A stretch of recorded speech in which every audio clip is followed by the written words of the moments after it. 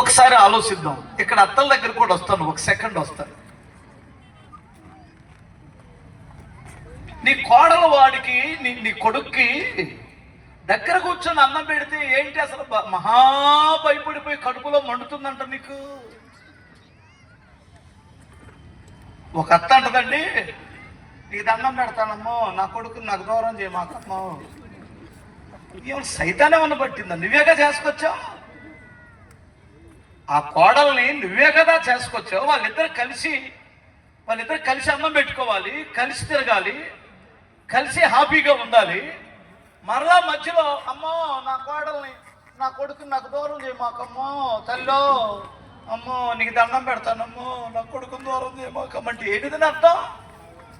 కొడుకుని దూరం బైబిల్ చెబుతుంది, వారిద్దరూ తల్లిని తండ్రిని విడిచి, అంటే ఏరే ఊరు వెళ్ళేది కాదు అని అర్థం. వారి గది వేరు, వారి బట్టలు వేరు, వారి యొక్క ఆలోచనలు వేరు, వారు సపరేట్ అయ్యారు. మధ్యలో దూరి, అర్థమవుతుందా?